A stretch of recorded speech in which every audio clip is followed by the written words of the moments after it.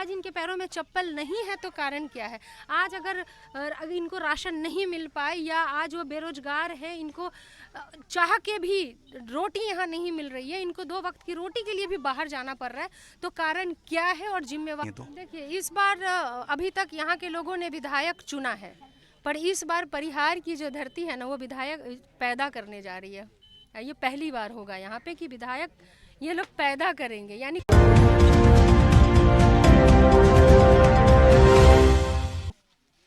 नमस्कार, मैं आशुतोष और इस वक्त मैं आपको सीतामढ़ी के एक बड़ी यूनिक सीट परिहार, क्योंकि इससे पहले शायद इसकी चर्चा आपने कभी सुनी नहीं होगी। पटना, हाजीपुर, राघोपुर आप सुनते होंगे। परिहार भी इस बार बहुत ज़्यादा चर्चा का विषय है, क्योंकि इस बार ऋतु जायसवाल जी लड़ रही हैं। ऋतु जायसवाल जी का इंट्रोडक्शन मैं आपको कैसे शुरुआत करूँ मुझे समझ में नहीं आ रहा। अगर आप भगवान बुद्ध को जानते हैं तो उनके साथ एक इंसिडेंट हुई थी। जब वो महल से निकले थे, उन्होंने दुख को देखा था और अचानक उनकी लाइफ बदल गई। महात्मा गांधी जी को ट्रेन से फेंका गया। ऋतु जी की भी कहानी कुछ ऐसी ही बताई जाती है कि उन्होंने भी जब पहली बार आप ससुराल आ रही थी तो उनके साथ भी एक घटना घटी थी। उसके बाद आप राजनीति में आने की शुरुआत हुई। क्या थी वो घटना? हाँ, मैंने बताया, कई बार मैं बता चुकी हूँ कि जो दिल्ली में रह करके जिस तरह से मैं देख रही थी इंडिया को, और यहाँ पे आकर के जो देखा, सही बात है कि सड़क नहीं थी, गाड़ी हमारी थी वो कीचड़ में फंसी, फिर हमें बैलगाड़ी में बैठना पड़ा, बैलगाड़ी से भी उतरना पड़ा और फिर पैदल नदी को क्रॉस कर करके अपना जो मेरा ससुराल है वहाँ मैं पहुँची थी। और वहीं पे एक मौत देखी थी, एक गर्भवती महिला की मौत देखी, जो सड़क ना होने की वजह से और गिर जाने की वजह से, क्योंकि खाट एम्बुलेंस का सहारा लिया हुआ था, वो देखा कि अगर डीलर अगर राशन ना दे तो शायद किसी गरीब के घर में चूल्हा भी नहीं जलता, नमक खरीदने के लिए पैसे नहीं होते, इतनी ज़्यादा गरीबी देखा। और वो मैं कभी सपने में सोच भी नहीं सकती थी। शायद वही वजह रही कि निर्णय लिया कि नहीं, यहाँ पे मुझे काम करना है। लगातार 5 साल से आप एक तरीके से मुखिया का चुनाव आपने जीता। अब पिछले 1 साल से शायद आप चाह ही रही थी कि आप विधानसभा जीत के जोड़ तोड़ में लग गई थी। इसके पीछे क्या रीज़न रहा? मुखिया टू विधानसभा, क्या ये पहले से प्लान्ड वे था कि मुझे विधानसभा जाना ही है, विधायक बनना ही है, इसलिए मुखिया मैंने लड़ी हूँ? नहीं, अब जब मैंने यहाँ पे काम करना शुरू किया मुखिया के तौर पे, अपने पंचायत के लिए काम किया, फिर बीच में लोकसभा की बात आई थी, लोकसभा में भी मेरा नाम आया था, मुझे बुलाया गया था और मैंने मना किया था कि मैं लोकसभा के लिए तैयार नहीं हूँ और मुझे अभी पंचायत को सीखना है, मुझे पंचायत को जानना है। बहुत बड़ी बात होती है लोकसभा के टिकट को नकार देना, तो इसलिए मुझे ये नहीं कहा जा सकता है किसी भी हाल में कि इनके अंदर राजनीति में जाने की इतनी बड़ी लालसा थी, क्योंकि मैंने, ये सभी जानते हैं कि मैंने लोकसभा के टिकट को ठुकराया था एक तरीके से, क्योंकि मैंने कहा मुझे पहले ज़मीनी जो हकीकत है या पंचायतें क्या मुझे समझना है, क्योंकि जनता ने मुझे 5 साल के लिए चुना है। उसके बाद फिर जब विधानसभा की बात हुई तो यहाँ के जो लोग हैं वो मेरे पास लगभग रोज़ ही, आप समझ लो 20, 25, 30 ऐसे लोग आने शुरू हुए कि मैडम, जैसे आपने अपने पंचायत को बदला है, आप आइए, आपके जैसे लोगों को इस विधानसभा की ज़रूरत है, आप प्लीज़ आकर के, मतलब जो भी हो सकता था वो मुझे कन्विंस करने की हर रोज़ कोशिश करते थे कि आप आइए और यहाँ का भी आप जिम्मेवारी लीजिए। आप एक टीचर रही हैं, जब आपका स्टूडेंट फेल कर जाता था तो आप उसको क्या शिक्षा देती थी? और क्योंकि मैं ये सवाल इसलिए पूछ रहा हूँ क्योंकि आप जिस पार्टी से अब जुड़ चुकी हैं, जो उनके जो मुख्य नेता है, जिनको मुख्यमंत्री आप भी बनाना चाहती हैं, उनके शिक्षा पे बहुत बड़ा सवाल है, क्वेश्चन मार्क है। मुझे लगता है एक टीचर के नज़रिए से भी जवाब देने की कोशिश कीजिएगा, राजनेता के तौर पर नहीं। जितनी एक अच्छी समझ के लिए चाहिए, ठीक है, एकेडमिक नॉलेज उतना मुझे लगता है कि सफिशिएंट है। टेक्निकल नॉलेज ज़रूरत नहीं है कि आप एक इंजीनियर हैं, इंजीनियर की इंजीनियरिंग उनके अपने उसमें काम आती है। आपका डॉक्टर होना, मतलब डॉक्टर के नाते आपका ज़रूरी है, ठीक है।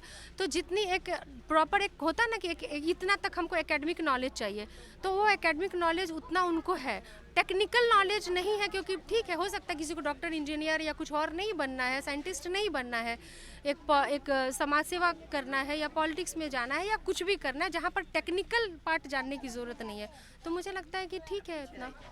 मैं आपके साथ पीछे पीछे आ रहा था। आप एक बहुत ही फाइन सिल्क साड़ी है पहनी हुई हैं, और इसी क्षेत्र में जो बच्चियां मुझे दिख रही, उनके पास पहनने के लिए ठीक से वस्त्र भी नहीं था। ये बात कितनी चुभती है, और क्या लगता है कि ग्रामीण जो भारत है वो इतना पिछड़ा है, वो आने वाले वक्त में भी ऐसे ही पिछड़ा रहेगा, या आपके पास कोई सलूशन है कम से कम परिहार क्षेत्र के लिए? देखिए, अभी तो चूँकि मैं पार्टी से जुड़ चुकी हूँ, तो कहीं न कहीं से मैं ये चाहूँगी कि अगर हमारी सरकार बनती है और तो निश्चित तौर पर हम लोग इसको बेहतर करने के लिए, जो कि सबसे ज़्यादा कारण क्या है गरीबी का यहाँ पे? कारण ये है कि यहाँ पे इनके लिए काम नहीं है और ये हकीकत है। इसकी पोल कोरोना के टाइम ने बहुत अच्छे से खोला है बिहार के पलायन ने, और यहाँ की सरकार पे बहुत बड़ा सवाल खड़ा हुआ था, जो कि बाकी टाइम पे नज़र नहीं आता था।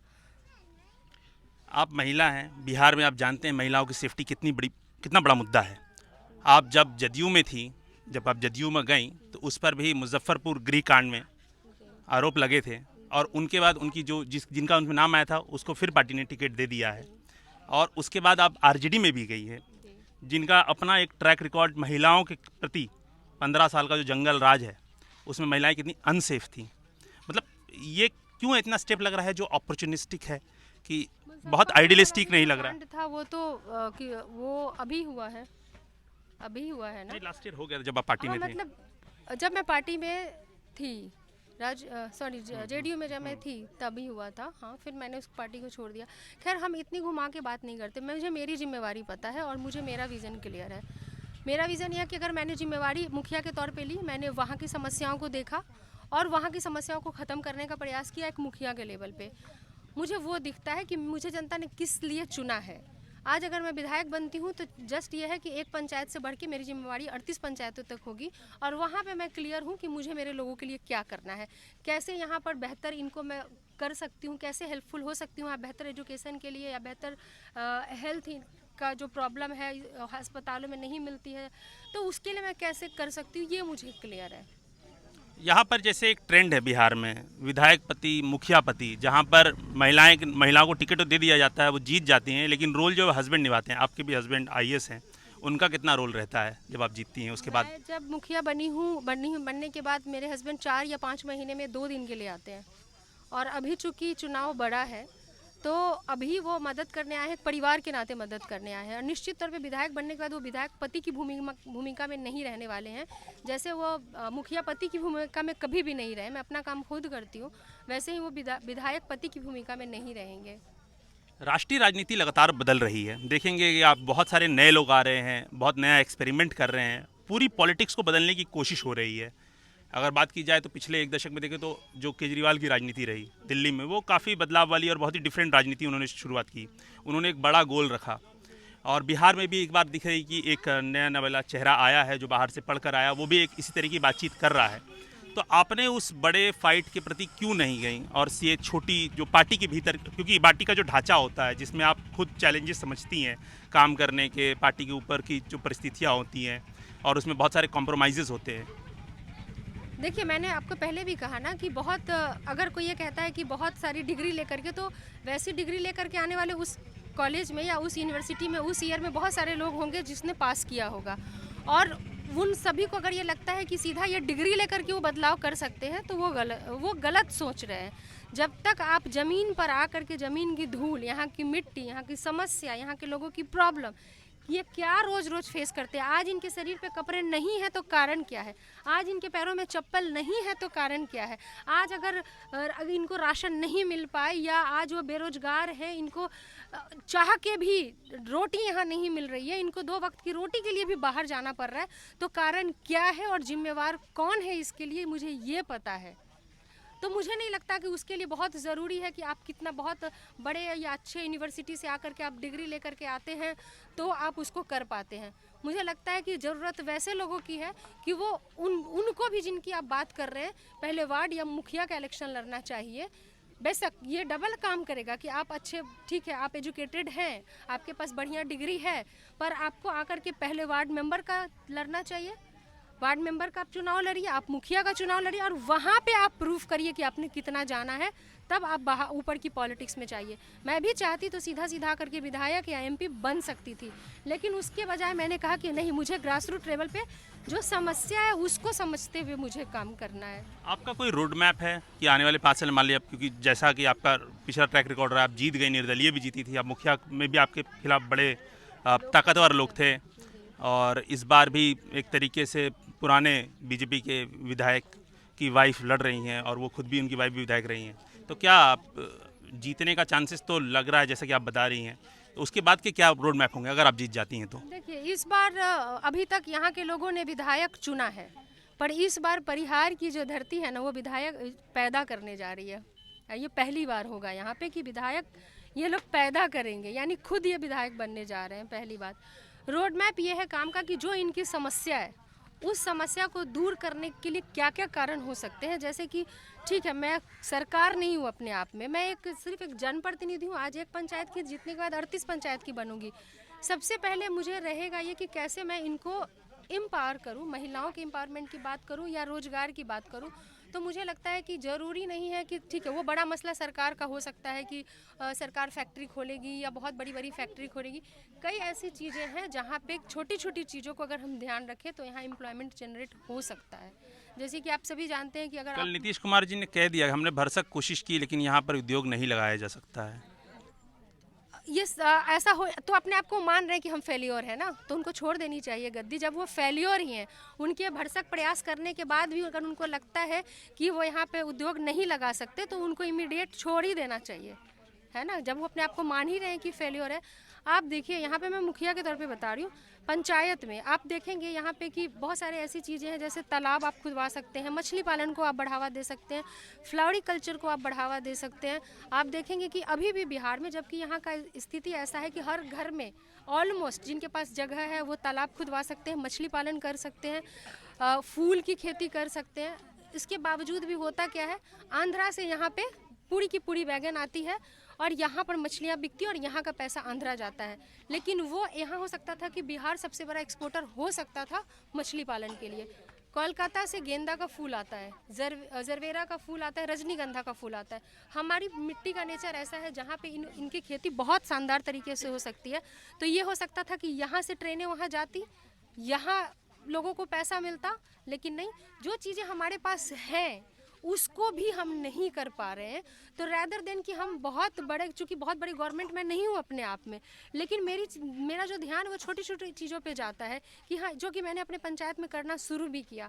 महिलाओं का सेल्फ हेल्प ग्रुप बनाना, उनके लिए उनको बकरी पालन, भैंस पालन, बर्मी कंपोस्ट, ये सब प्रॉपर ट्रेनिंग करवाई।